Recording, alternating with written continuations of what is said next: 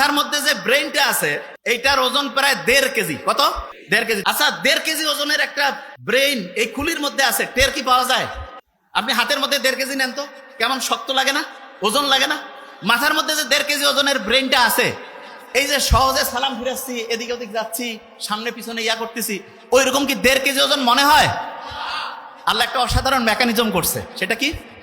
মাথার খুলির মধ্যে এক রকমের পানি রাখছে। পানি রাখার কারণে আমরা যখন নদীতে সাঁতার কাটি তখন আমাদের শরীরটা হালকা হয়ে যায়। এটা আর্কিমিডিস বলে একজন বিজ্ঞানী আবিষ্কার করছে। এবং আমাদের ব্রেনটা আমাদের এই খুলির মধ্যে ওইরকম সাঁতার কাটতেছে, এবং সাঁতার কাটার কারণে যেই ব্রেইনের ওজন প্রায় 1,500 গ্রাম, সেইটা কমে মাত্র 50 গ্রাম হয়েছে। কত গ্রাম? 50 গ্রাম। এটা কিন্তু একটা প্রশ্ন ধরবো। তাহলে 1,500 গ্রামের ব্রেন পানির মধ্যে সাঁতার কাটার কারণে কয় গ্রাম হয়েছে? Very fine. কত গ্রাম? 50 গ্রাম। তার মানে আপনি যে মাথাটা এরকম করতেছেন, কত গ্রাম করতেছেন? 50 গ্রাম। আমরা যখন মায়ের গর্ভে ছিলাম না, এই যে লাস্ট বেঞ্চ, মায়ের গর্ভে যখন ছিলাম, মায়ের গর্ভেও কিন্তু আমরা এরকম সাঁতার কাটতাম। এবং আল্লাহ এত সায়েন্টিফিক, মায়ের গর্ভে যখন আমরা ছিলাম মাকে লাথি মারতাম, গুতা মারতাম, কিন্তু মা যে কষ্ট করতো, এই জন্য মায়ের আলাদা একটা মর্যাদা আল্লাহ দিয়েছেন। এবং মুহাম্মদ সাল্লাল্লাহু আলাইহি ওয়াসাল্লাম তো আমরা এটা জানি যে সম্মান করব কার? মায়ের, তারপরে কার? মায়ের, তারপরে কার? মায়ের, তারপরে কার? বাবার। তার মানেটা কি? তার মানে যে যত বেশি পরিশ্রম করবে, যে যত বেশি কষ্ট করবে, তার মর্যাদা আল্লাহ তত বাড়ায় দিবে। আমরা যারা মুসলমান সমাজের আছি, আমাদের সবচেয়ে শ্রেষ্ঠ একটা বৈশিষ্ট্য হইতে হবে চেষ্টা করা, পরিশ্রম করা। 1 নম্বর বৈশিষ্ট্য কি হবে? চেষ্টা করা, পরিশ্রম করা। পরিশ্রম আর চেষ্টা করার যে স্টাইলটা, সেইটা আল্লাহ আমাদের গোটাল ডেইলি রুটিনের মধ্যে অলরেডি দিয়ে দিয়েছেন। কিরকম?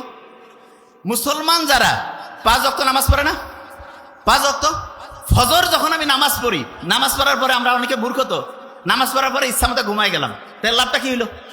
আল্লাহ নামাজ পড়ার পরে আমাদেরকে পরিশ্রমে যাওয়ার জন্য সবচাইতে বেশি হচ্ছে উদ্বুদ্ধ করছে।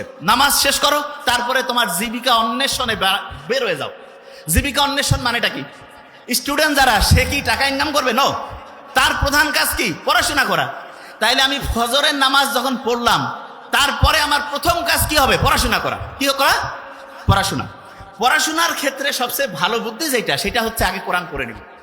যেমন প্রফেসর মোখতার আহমেদ স্যার বলছেন, আমি তো শুনে খুব মজা লাগলো আজকে, যে আবু হুরায়রা রাদিয়াল্লাহু তাআলা আনহুর যে খেয়াল থাকতো না, তখন মুহাম্মদ সাল্লাল্লাহু আলাইহি ওয়াসাল্লামকে এসে বললো যে আমার তো খেয়াল থাকে না। মুহাম্মদ সাল্লাল্লাহু আলাইহি ওয়াসাল্লাম কি করলেন? তার শরীর থেকে চাদরটা খুলে নিলেন, বললো যে এটা মাটিতে বেছাও। এরপরে মুহাম্মদ সাল্লাল্লাহু আলাইহি ওয়াসাল্লাম একটু সেখানে দোয়া পরে একটা ফু দিলেন, বা ওনার হচ্ছে লালার থেকে কিছু জিনিস দিলেন। এরপরে ওই চাদরটা গোটায় বললেন শরীরে রাখো। এরপরে ওই আবু হুরায়রা কি বলল? যা আমি পড়ি তাই আমার খেয়াল থাকে। ঠিক না? আবু হুরায়রা খেয়াল থাকতো না। তার মানে মানুষের, মুহাম্মদ সাল্লাল্লাহু আলাইহি ওয়াসাল্লামের এই যে অসাধারণ একটা মানে বরকতের পূর্ণ, অসাধারণ একটা হচ্ছে যে দোয়ার বরকতে তার স্মরণ শক্তিটা অন্য লেভেলে চলে গেছে না?